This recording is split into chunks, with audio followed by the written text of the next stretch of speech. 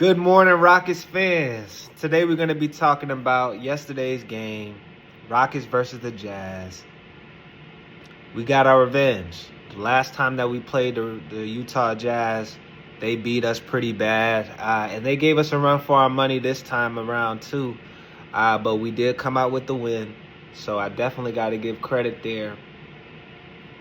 Let's get right into it, y'all.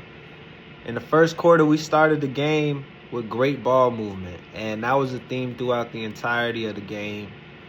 We were passing the ball, showing each other love. In the latter half of the game, they said that 7 players got into double digits, so that's a sign indicative of we passing the ball around, we utilizing ball movement and our chemistry, and just having a love for one another. So I love to see it. I love to see it. I love to see it. Skipping ahead to the third quarter, some things that we could work on. Dillon Brooks, I would have liked to see you take a charge here. This play is a little slow developing, but Dillon Brooks, you had the positioning in order to take a charge. You had a big man that had a defender on his hip, so it wasn't really too much. It wasn't really anywhere that he could go. When we start getting into the playoffs, which is rapidly approaching, we have to start adopting a mindset of taking away possessions. And there's no better time in order for us to do it than right now.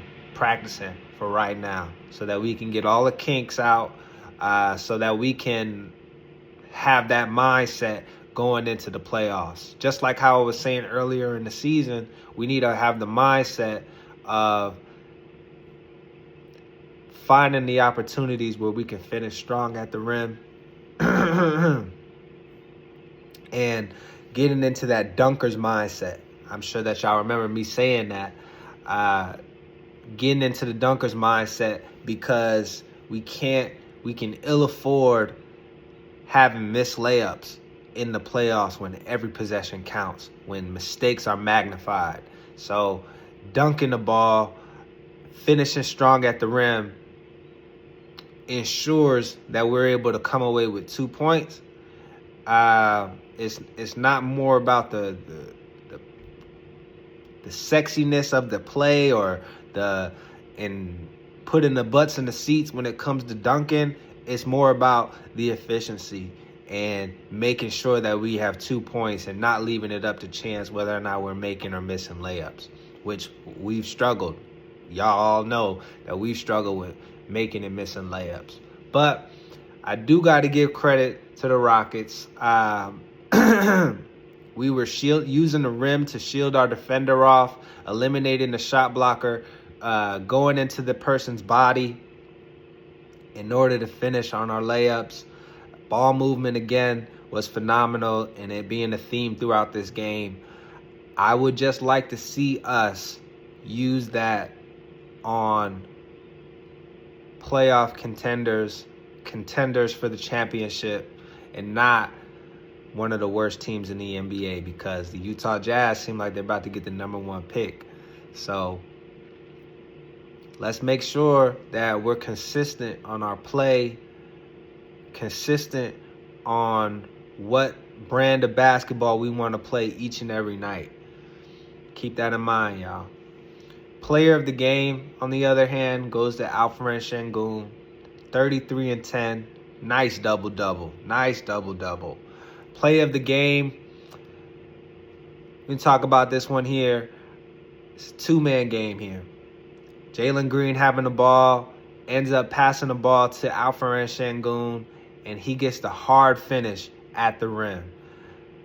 When Alperen Sengun and Jalen Green are able to play at their best, and I'm not going to say that this game was their best, but whenever they're able to play at a good, and what we want is for them to both play great at the same time, but even when they're playing good, we can contend with the best of them. This was why I was saying last year, at the end of the year, that we want to have Jalen Green and Alperen Sengun play a lot, train together, so that they could get this two-man going, so that it's not weird when one player is playing well versus another player is playing poorly, and that way we could have both of them playing well at the same time.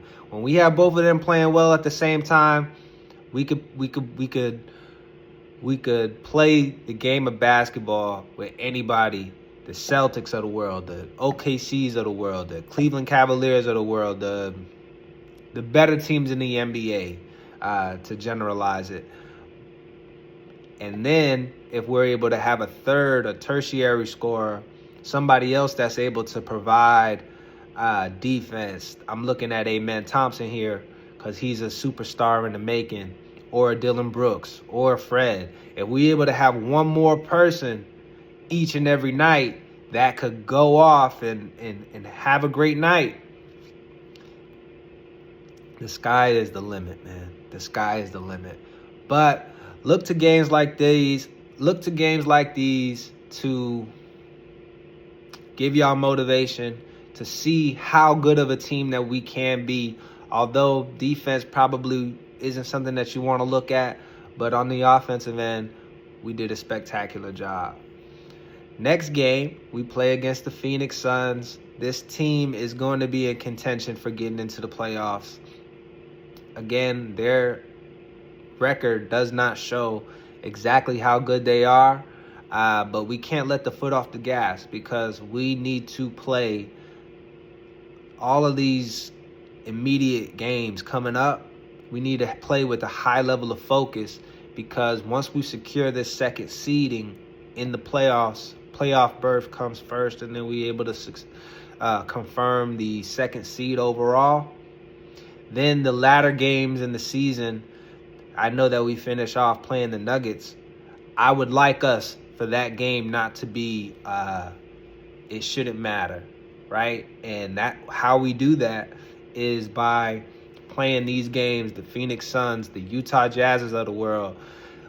We play those games and we create enough of a distance between us and the 3 seed. I think we got a 2.5 game lead on the next team. So let's let's do our best in order to confirm this number 2 seeding. This is the best we've looked in a long time. So once we do that, then we can start worrying about our opponent, who we want to play. Again, we don't want to play the Warriors in the first round.